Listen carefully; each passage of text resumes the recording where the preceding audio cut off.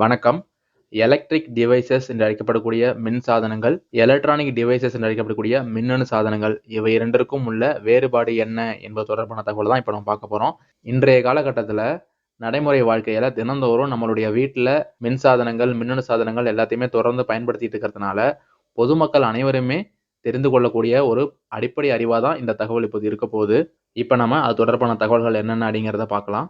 மின் சாதனங்கள் என்று அழைக்கப்படக்கூடிய எலக்ட்ரிக்கல் சாதனங்கள் செம்பு மற்றும் அலுமினியம் போன்ற பொருட்களை பயன்படுத்துகின்றன. இந்த செம்பு, அலுமினியம் போன்ற பொருட்களெல்லாம் நாம கண்டக்டர் என்ற பெயர்ல பொதுவா அழைப்போம். கண்டக்டர் அப்படிங்கிறது கடத்தக்கூடிய பொருட்களை கண்டக்டர் அப்படின்னு சொல்லுவோம்.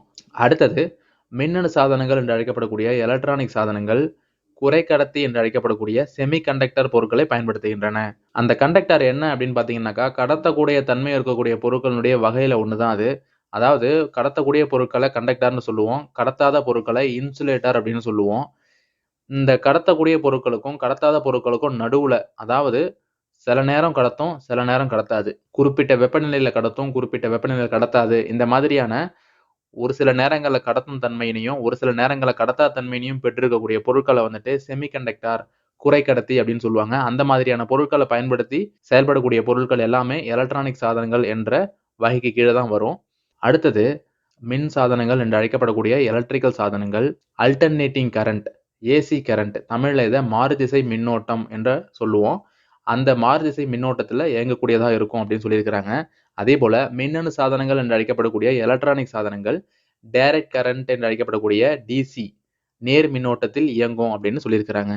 இதை இன்னும் கொஞ்சம் எளிமையா சொல்லணும் அப்படின்னாக்கா, அல்டர்னேட்டிங் ஏசி கரண்ட் அப்படின்னாக்கா, நம்ம வீட்டுல எலக்ட்ரிசிட்டி போர்ட்ல இருந்து கொடுத்துருக்காங்க இல்லைங்களா, அந்த கரண்ட் வந்து டைரக்டா நம்ம வந்து ஒரு ஒரு டேபிள் ஃபேனை யூஸ் பண்றோம் அப்படின்னாக்கா கரெக்டா சொருவிட்டு ஃபேனை யூஸ் பண்றோம். அந்த மாதிரியான கரண்ட்டை வந்துட்டு ஏசி கரண்ட் அப்படின்னு சொல்லுவோம்.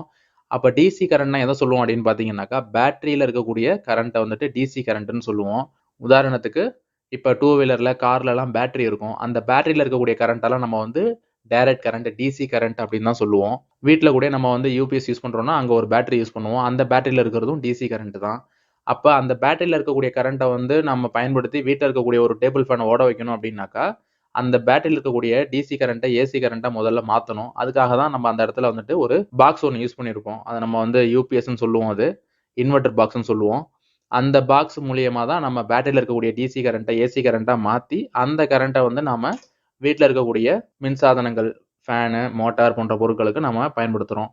அடுத்தது எலக்ட்ரிக்கல் சாதனங்கள், மின் சாதனங்கள் என்று அழைக்கப்படக்கூடிய எலக்ட்ரிக்கல் சாதனங்கள் தரவை கையாளுவதில்லை, முடிவெடுக்கும் திறன் இல்லை. இந்த இடத்துல தரவு அப்படிங்கிறது எதை சொல்லியிருக்கிறாங்கனாக்கா, தகவல், டேட்டா அப்படிங்கிறது தான் தரவு அப்படின்னு சொல்லியிருக்கிறாங்க. அதே நேரத்துல மின்னணு சாதனங்கள் என்று அழைக்கப்படக்கூடிய எலக்ட்ரானிக் சாதனங்கள் தரவை கையாளுகின்றன, முடிவெடுக்கும் திறன் கொண்டவையாக இருக்கின்றன என்று சொல்லியிருக்கிறாங்க. இப்ப எலக்ட்ரிக்கல் சாதனங்களை எடுத்துக்கிட்டோம் அப்படின்னாக்கா, உதாரணத்துக்கு பல்பையோ டியூப்லைட்டையோ எடுத்துக்குவோம். இப்ப அந்த பொருளுக்கு சுவிட்சை போட்டோம்னாக்கா அந்த பல்போ டியூப்லைட்டோ வெளிச்சத்தை கொடுக்கும். சுவிட்சை ஆஃப் பண்ணாக்கா லைட் ஆஃப் ஆயிடும். திரும்ப சுவிட்சை போட்டோம்னாக்கா வெளிச்சத்தை கொடுக்கும். இது அதனுடைய வேலை. பவர் சப்ளை கிடைச்சதுனாக்கா ஆன் ஆகும், பவர் சப்ளை கிடைக்கலனாக்கா ஆஃப் ஆயிடும். பவர் சப்ளை கிடைச்சதுனாக்கா ஆன் ஆகும். இதை மாதிரி தொடர்ந்து வேலை செஞ்சுக்கிட்டு இருக்கும். ஆனா அதே நேரத்துல மின்னணு சாதனங்கள் என்று சொல்லக்கூடிய எலக்ட்ரானிக் சாதனங்கள் பாத்தீங்கன்னாக்கா, உதாரணத்துக்கு எல்இடி டிவி எடுத்துக்கிட்டோம்னு வச்சுக்கோங்களேன்.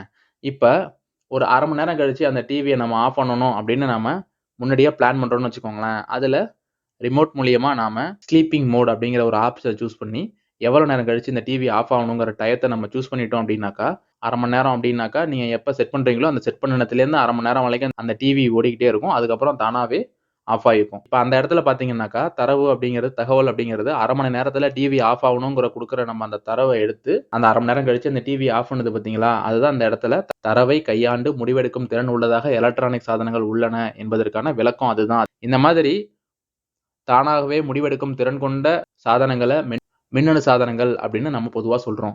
அடுத்தது பாத்தீங்கன்னா, மின் சாதனங்கள் என்று அழைக்கப்படக்கூடிய எலக்ட்ரிக்கல் சாதனங்கள் பொதுவாக மின் ஆற்றலை வெப்பம், ஒளி போன்ற பிற ஆற்றல்களாக மாற்றுகின்றன அப்படின்னு சொல்லியிருக்கிறாங்க. அடுத்தது மின்னணு சாதனங்கள் என்று அழைக்கப்படக்கூடிய எலக்ட்ரானிக் சாதனங்கள் குறிப்பிட்ட பணியை செய்வதற்கு எலக்ட்ரான்களின் ஓட்டத்தை கட்டுப்படுத்துவதாக தெரிவிச்சிருக்கிறாங்க.